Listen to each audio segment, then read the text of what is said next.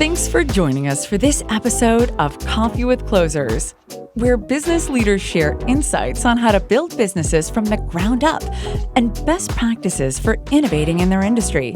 Hey Bob, thanks for joining me. Yep. Appreciate the opportunity to interview you. Yeah, thank you. This is awesome. Yeah, for the audience that never heard of you, can you share a little bit about who you are? Yeah, I'm Bob Lambert. I'm the founding partner of the Samurai Business Group, which we're going on 20 years of age. And a lot of things before all that, but this is my fourth company, the best one yet, that I've been. So what we do basically, if you look at it at a macro level, it's business development. And that focuses in on two areas, sales and sales management. And then the level of what we teach is all B2B sales at a very high level. And this program is really positioned as a mastery level program. So if you think of something like SEAL Team 6, that's what our guys are trained up to be, SEAL Team 6 guys, Most of our clients are doubling or tripling top line revenue within 12 to 18 months. So it's not easy. It's not, frankly, a lot of it has to do with the time that has to be spent and the way that we do this instruction to people so that they can grab a hold of it, because it's like a fire hose, So that's why we break up the program in segments so that they can digest it and then they can go out and actually use it, practical application. That's also part of the training that we do. In addition to that, we do consulting work. That's kind of very focused on the kind of consulting that we do. Oftentimes that's around a sales leader and maybe recruiting. How do they take and maybe do a better job of setting quotas or, frankly, just motivating people. Now, I got a little bit of a saying about that. I don't believe I can motivate anyone. I think that unless I'm holding a 45 to your head, all of a sudden you're going fear-wise, right? There's fear motivation. But intrinsic motivation is internal. And so somebody has to possess that. And if in a way I can inspire them and help them and get them to a different level. I like the words inspiring a lot, that kind of thing. So that's what I do. Makes sense. And many other things. Yeah. So obviously you have this business you're running, and I want to learn a little bit more about what you've learned about the industry, but you also have a radio program. Yes, I do. Every Saturday at noon and 1 o'clock on AM 1160 here in Chicago, called Faith Marketplace. And we interview Christian business leaders and how they integrate their faith and work. And it's not about proselytizing anything, it's about their walk. How are they walking as a leader? And how are they demonstrating, their faith as to the way that the milk of human kindness, how they treat their employees, how they treat their, their customers, and also how they treat their vendors. And because I've been in peer groups like that and know a lot of Christian business leaders, it really shines through. It's something special that people kind of see in those leaders. So I'm kind of all in on leadership and a lot of the things to do with that. And sales is an honorable profession. And frankly, because being a person of faith, you have to really perform at a higher standard. You have to be holding yourself at a higher standard. Yeah, so you're also a very big expert on the sales side. So this is the book, the gift I'm giving you. Oh, thank you, appreciate it. Yeah, we wrote that back in 2010, my partner and I. Unfortunately, my partner passed 2.5 years ago. And we really wanted a book that came out and kind of give a history of what happened in this country as far as sales. A lot of people don't know how sales even developed post-World War II. And then with the new millennial crossing over that line, things have changed. And I think that's part of the conversation we're going to have today, particularly with the advent of the internet and marketing, digital marketing, all that kind of stuff. So we positioned that and presented a proprietary model that we created called the buying decision model. You see, we coach, teach, and train people how people buy, not how you sell them. And that's a big departure from a lot of the systems that had been up to this point in time. I kind of chuckled to myself today. I'm hearing a lot of things about the buyer's journey and the buyer this and buyer that. And I kind of feel like Willie Nelson, a 25-year overnight hit, after working in the gin joints and everything else. And all of a sudden now I'm, somebody said, but I chuckle about it because this has been going on since the dawn of man. This is nothing new. And I'm not going to say that we're the only ones that have come up with something like this, but we really genuinely focus on that. We also focus on skilled competencies, not products and services. Those things are a byproduct of if you get the skill right and you have the competency to do the skill. And this is not just for business, it's for life. I've had many people come to me afterwards and say, Bob, do you realize what you guys have here? I said, well, I think so, but what do you think? He says, one guy came to me, he says, I got my relationship back with my 16-year-old daughter for what I learned in your class. Wow, that's pretty profound. Another guy that we went to, that was in a manufacturing facility, he'd been pounding nails in framework for houses for 20 years. He came up to me after a session, he said, you know something, I've been here for 25 years, and up until today, this was a job. Until you showed me where what I do really matters in this company, to build the home of somebody's dreams, and that's going to get us more people to build homes for. I still get chills. Yeah, it's amazing. Yeah. So obviously you talked a little bit about the buyer's journey and all that. So what have you seen? Obviously you've been doing this for 25 plus years. Well, what more have than you that. Seen, yeah, what have you seen in terms of that industry change and with the advent of technology and everything? Yeah, well, that's a great question. It has changed quite a bit. I mean, very much. It used to be before the internet, the salesperson really had the information. So it was a lot easier to get in front of a buyer or a prospect because you had the information. And they invite you in and Sally and Jim and whatever to share your information, your knowledge. Now, guess what? They go to the internet. They know more about you, on the internet before you even walk in the door. Know about you, your company, your pricing, your competition. So when you're getting in front of a buyer today, you got to be on as to finding out what specifically are you there for. There's something going on that they feel you have a solution for. And that's the key to what we do, is to help do a discovery conversation. We don't have meetings anymore, we have discovery conversations. And we use an old method that is only taught in 2 educations of people. It's called the Socratic questioning method. And there's only 2 professions that are trained in that educationally. That's healthcare givers, mainly doctors, and attorneys. And so, those 2 professions are skilled at this. If you ever watch them, a good doctor is asking you great questions because they got to diagnose, they got to figure out what's going on with you.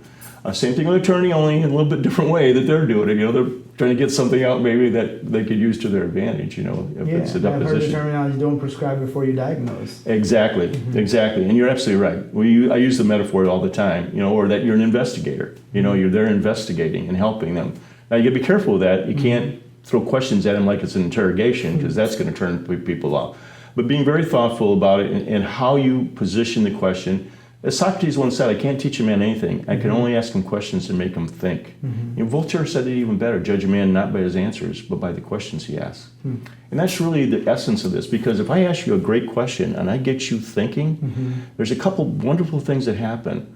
No matter how many 3 letters I have after my name, that gets me table stakes. But here's the deal. If I ask you a great question and I kick you back and make you think, either conscious or subconscious, you're saying, that's a great question Bob asked. Geez, I wonder why he asked that question now.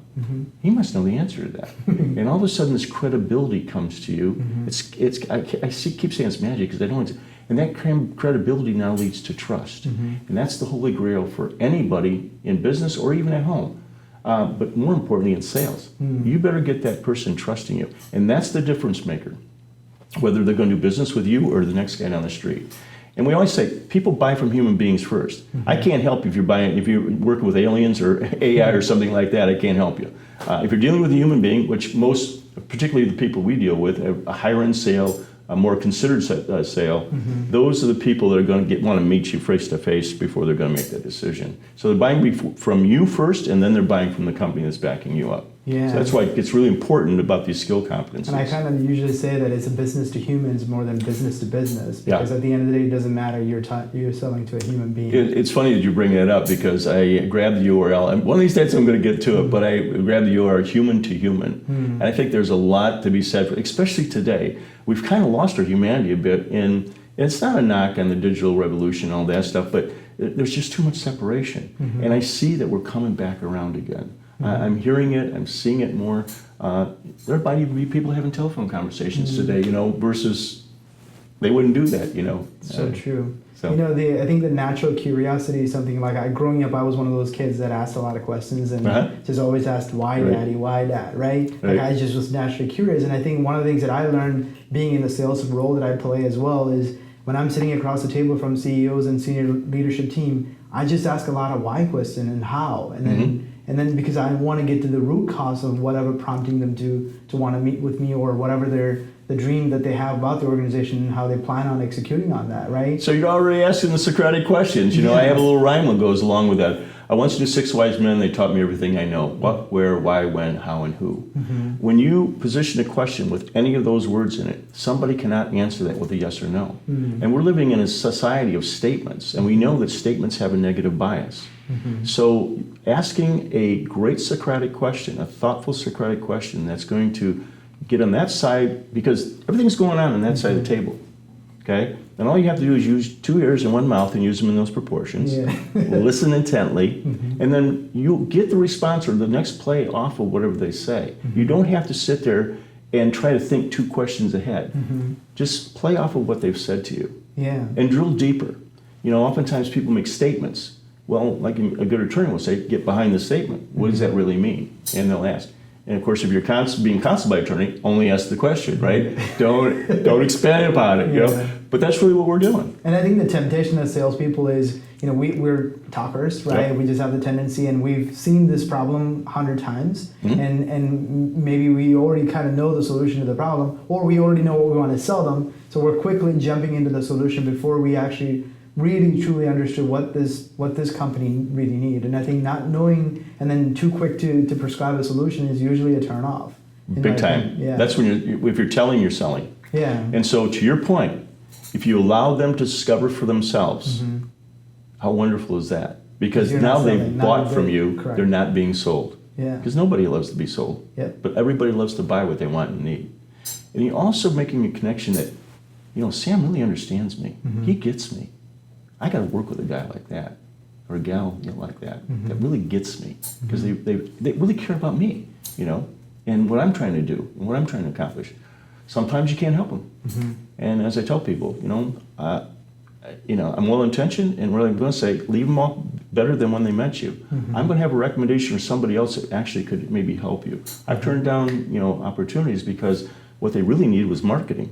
And even though I have a marketing background, that's not my gig anymore, But I can refer them on to professionals that actually can get their act together, because all the training I'm going to do with you guys, if you don't have your marketing act together, or what the product's about, or, your unique selling proposition, what am I doing here, And they're, it's interesting, they have gratitude around that, they think, that's a pretty honest dude, he's walking away from his business, he could have, done a lot of things, but I can't do that. I can't go lay my head in the pillow at night and doing something like that. Exactly. So obviously you said you had a couple of different ventures before. So what are some of the key lessons you learned building businesses in your... Well, first of all, building a business is difficult. I think in this day and age, you asked me about this what's changed. I think it's easier to start a business, but it might be even more difficult to sustain it or even scale it. And the reason I say that is that everybody's jumping in the pond.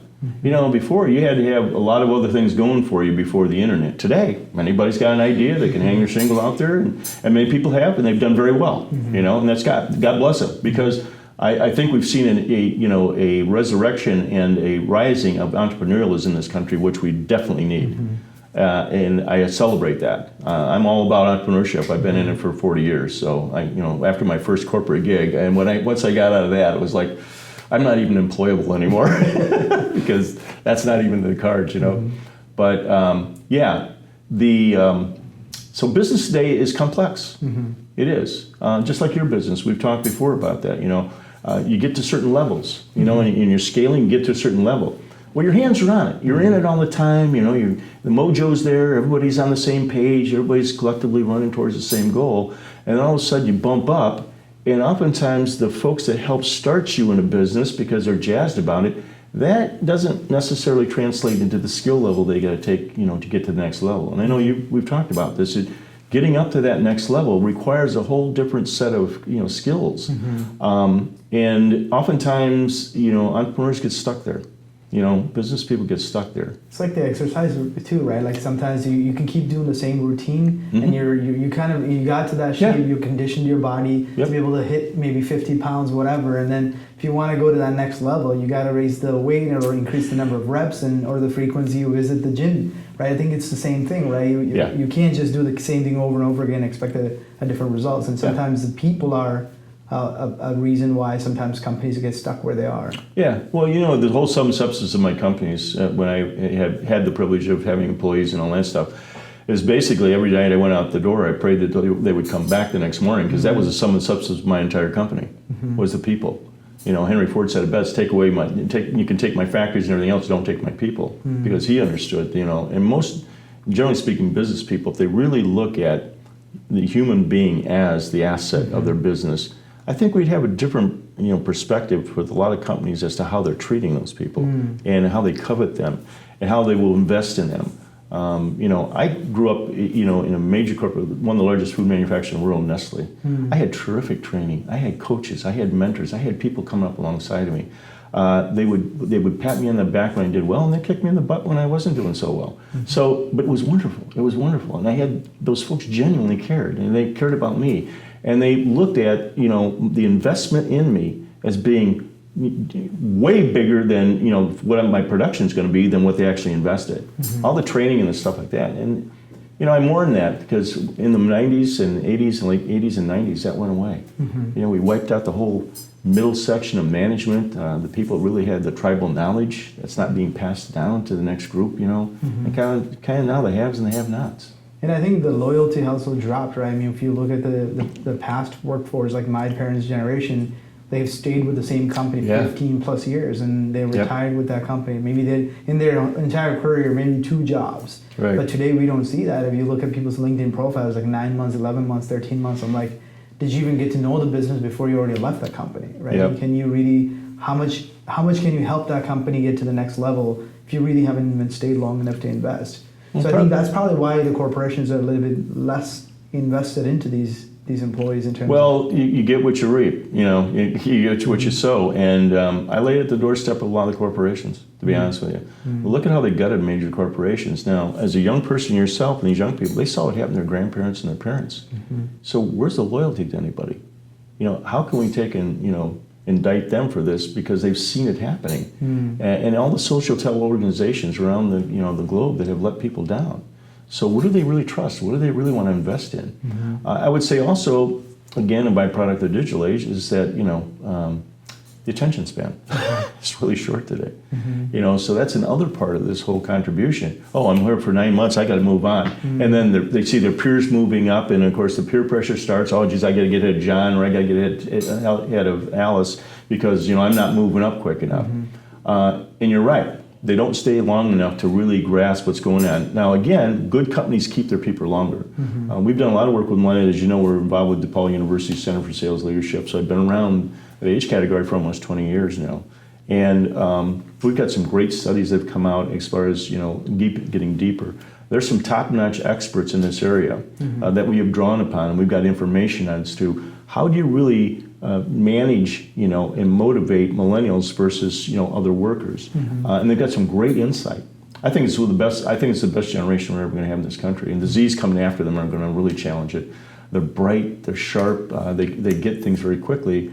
They just got to slow down a little bit and take it in and absorb it because not everything is on the internet as far as wisdom and knowledge. So true. And take a little time to get a mentor. I really want to encourage, and you know this, I'm a big encourager for this. Get mentors. Boy, and there's real opportunities out there now because people in my age category want to help the younger generation because they were helped. And they see that lacking today. So I believe that that generation will come to work for people that show that they really care, that they will invest the time, that the manager will invest the time because they do want development, they do want training, they do want it to be heard, and that they're what they say counts, that they're not just going, oh, get in the corner, kid, you don't know what you're talking about. Because I suffered from that when I came up. I thought I was full of a lot of ideas and kind of, just shut up and listen. But yet there were times when my mentors or coaches or manager would listen because he thought, hey, that's a good idea. I've never heard of that before, and and was exciting. Yeah, most certainly. And I think you kind of answered one of my questions, but I'll bring it up in a little bit. Yeah. So I think one of the questions that I have is obviously you have the sales and consulting business, right? Sales coaching, consulting, and you have a lot of entrepreneurs and business leaders that you're talking to. Where are some of the areas where these guys are just clearly missing it today? Well, this is going to sound self-serving, but it's training. You got to train your people. You can't just hire people and throw them out there and expect them to perform if they don't even know what they're supposed to be doing. The other thing is giving guidance and leadership and really caring about people. I think oftentimes what I see is they're just hiring to get numbers, and it's a revolving door, and then they expect a different outcome. They keep doing the same thing and expect a different outcome, and that's not going to happen. So, investing in that. People say, well, if I invest in that, then they leave me. Then what you got? I said, if you don't invest, I can absolutely guarantee they will leave you. But if they stay and then now they're screwed. Yeah, right, exactly. And not being trained. So just looking at it as dollars and cents is the wrong way to think of that because I've just seen the enormous amount of contribution somebody makes once they're motivated and they've had the training, they feel that they've got head going. I don't think anybody comes to work expecting to fail, especially salespeople. I mean, when you think about the most definitive kind of job that anybody can have. That's sales, because there's numbers attached to that, you know. So you figure out if you're winning or losing, you know. And you know, I suffered from that as a young person. I could tell you there was a book written a couple of years ago by Angela Duckworth called Grit. And you know, people had my nickname, it was dubbed, I mean, many years ago, Lambo, like after Rambo, because I would just not, I was like a pit bull. I'd lock on and wouldn't let go because A, I wasn't tall, I'm not good looking, I just had to outwork everybody. And that was the persistence. That's really the essence of good salespeople, is persistence. And the other thing, what you said, is absolutely key, is curiosity. That you truly are curious about things and you want to learn things. And when you do that, you're asking great questions to help yourself learn, but in the process, your prospect's also learning. You know, oftentimes they think they know what they want to do, but they haven't quite articulated that yet. When they get in front of somebody, they go, oh, yeah, you know, it cleared it up for me. And often they got the answer, it's just they need somebody to help them do that, you know. Most certainly. The other thing, too, that's really rising up now is outsourcing of sales management. There's fractional management now, which is a wonderful thing, because especially for a young company, so you can bring somebody that's inexperienced, they can set you up in your process, they can really get that thing going, that engine going for you, and then help recruit the person that will be the replacement. Now you've got a system and process in place, you've got people in place by somebody that has the maturity and the experience and the background to help you do that, and they'll do it in a third of the time, versus just hiring somebody off the street that maybe doesn't have that kind of talent. And it's a short-term thing. They work themselves out of a job. The same thing, like, you know, today, what has changed quite a bit in sales is more emphasis on inside sales, okay, and less on outside sales. And I understand that from an economic standpoint. But I'd also say that, you know, the challenge there with the inside sales, how are they getting trained? Are they just dialing for dollars? Are they just pumping out emails? Or are they doing tweets or whatever it is? Or how are they really getting trained to effectively get to that person? The other thing is it's all this push material. Look at us, tell us. When I get emails all the time telling me about how much they're going to do for me and so on and so forth. They don't even know me. What is it that I need? And it's like you and your business, like you sit across from these people. Why am I here? What do I really need? And do I have a solution, or do I have something that's going to help you? You also said something very key too. It's keeping your mouth shut. Even when you know and you've been here 100 times and said, I got the solution. You got to be quiet about that. You can't just jump in. And oftentimes, what happens for salespeople, they open up their mouth and they take the sale right out of their pocket because they're speaking when they shouldn't be, you know, and just learning more.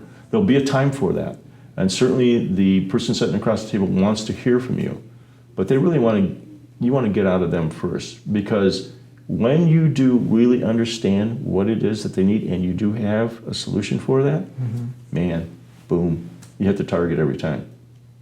So the other question that I have is, obviously you're an entrepreneur, you're doing, you know, speaking engagements, you have a radio show, you got too much on your plate. So how do you stay productive, and how do you you know, get things done and make sure? That's a great question. Well, many years ago, and I coach and teach this, but I had great mentors myself, you know, as to when I need to be in a high performance state and I've got to get something done that's really critically important.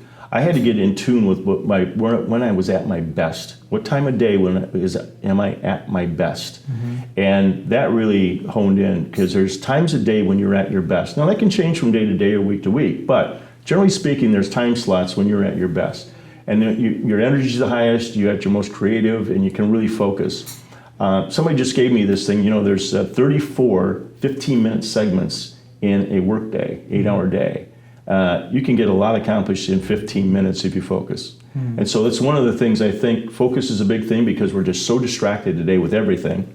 Some other lessons I learned is I shut my phone off. I do not like I only look at my phone or anything to do with my phone twice a day. That's mid-morning.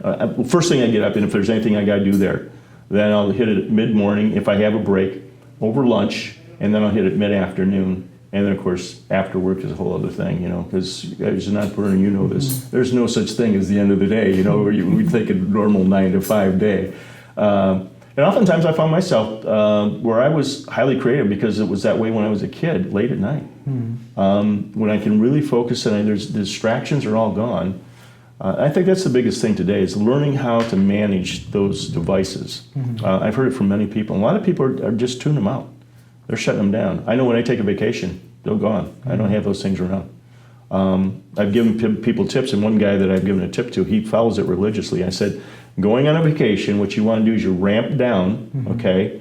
That first part of the week, you're ramping down. But what you're doing is you're booking in for this third day. When you're back in the office, you've got a full platter from Wednesday, Thursday, and Friday of whatever, appointments. Because you want to ramp down and get at peace going into, because what happened to me, all of a sudden, I'm like this, and then I'm supposed to drop off like this, and I can't shut it down. And I'm on vacation. I waste a couple days still in that mode. If you start ramping down come Wednesday of the week before you go, Thursday, Friday, and you're setting your calendars up and doing all that stuff, so when you come back, I come back a day early from vacation so that I can peacefully start looking at things, getting ramped back in, and I'll spend the first 2 days really taking and doing some of those things that I need to do, and then bang, I'm off and running again. What happens with that is you don't lose momentum, because if you don't book ahead, all of a sudden you're back on Monday and it's like, oh wait a minute, I've got nothing booked this week. I got a book, and all of a sudden you're trying to get booked for 2-3 weeks out. You've lost that whole bit of time. Makes sense. Here's another question. I might already know the answer because you touched on it earlier. So if you have the option of taking $1 million or have an opportunity to be mentored by someone like Warren Buffett, which would you got it, buddy. I'd take Warren Buffett every time, without question.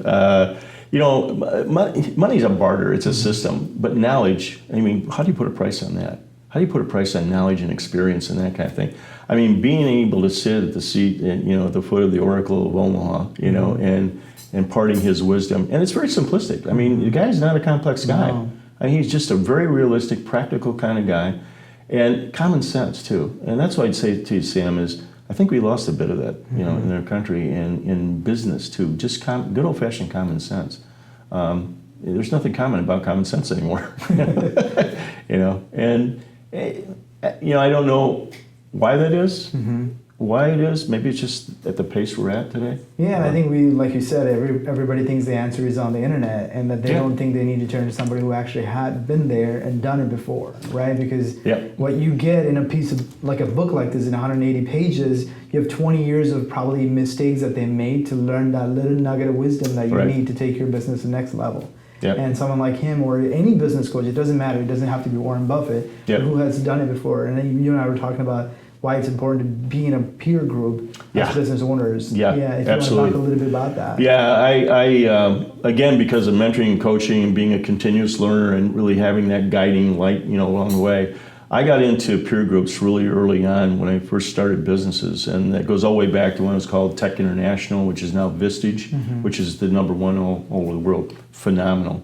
The resources and the people that you sit around with, or your peers and everything like that, and the collective wisdom in a room, it's just incredible. You could spend a lifetime trying to get that kind of wisdom, and all of a sudden you're there and you're in the moment with it. And of course, then the Christian groups, they're out there, C12, which I spent 10 years in, and Convene now also, and there's other groups out there. They're there for the money. You just got to go reach out and get them. And there's groups now that are specifically geared for millennials, or what we call emerging professionals. One of those groups is here in Chicago, and I think that thing is going to just explode across the country. Emerging Leaders Initiative. And that's where we take more mature, folks like myself or professionals and come up alongside of millennials that have been out in the marketplace for several years. So they've kind of gotten over themselves a little bit. They're kind of really starting getting their stride as to what's this going to really be like.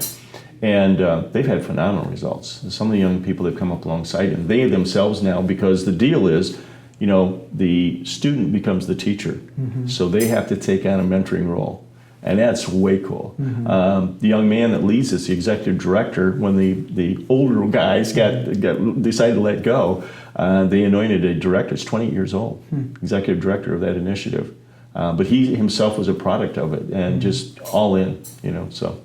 So obviously there's a lot of talk about machine learning, artificial intelligence, so many things like that that's coming in that's going to just change the way we do things, right? And how do you see that actually going to be impacting the entire sales organization and especially in the sales and marketing sector?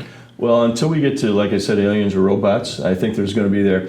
That's one thing that I'm reading a lot about is AI is not going to be able to replace the intuitive nature of a human being. We were specifically and gloriously designed. Trying to duplicate that design, I think, is going to be, I don't know, I'm never going to see it in my lifetime.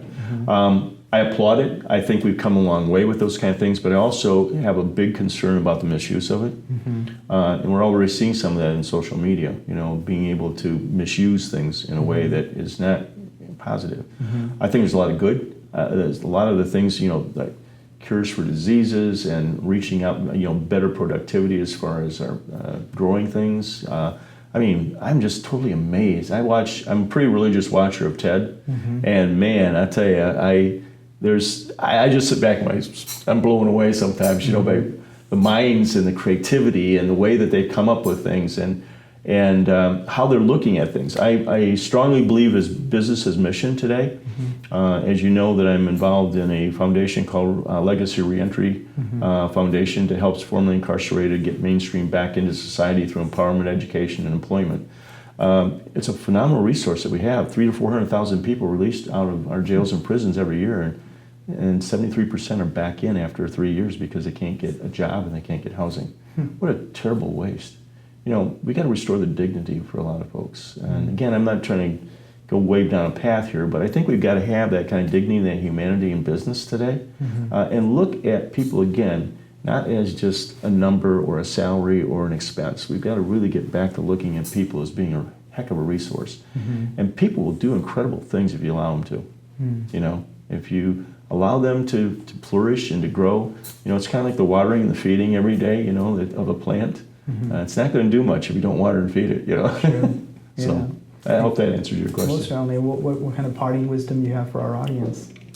Well, again, not to try to be self-serving, but be a continuous learner. Get out there and like you are a continuous learner. You're reading books. You're getting involved in programs.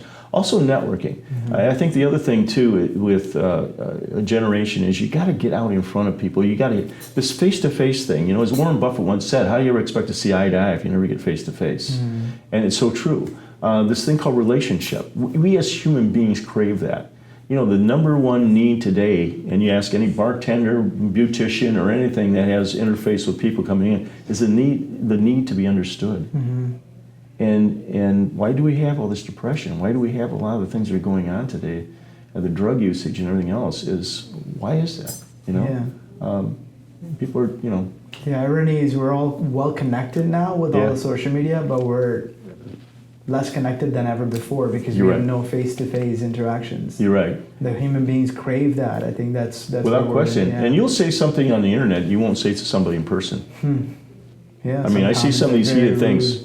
Yeah, I see some of this stuff, and I'm going, you would never sit there, and also if your grandmother was sitting there and listening to that, how would she look at that, So those are the kind of things that, I don't know how much wisdom that is. When it comes to business is not easy. It's tough. And the true test is when you get into the tough times. Grit. What kind of perseverance? What are you really made of, to plow through that, to have the drive? And there's an essence, there's a DNA essence to entrepreneurs that is marvelous, And also I feel it's going to be the salvation of the globe, to be honest with you, because, there's a lot of things we're doing destructively to our planet.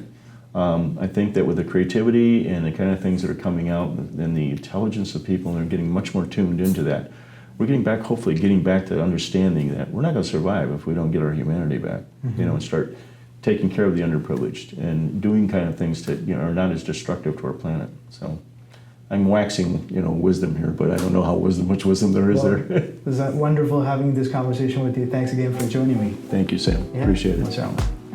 This episode of Coffee with Closers is brought to you by OneIMS, a leading digital marketing agency helping businesses win new customers. To request a free marketing ROI audit, please visit oneims.com. If you enjoyed this video, please share it.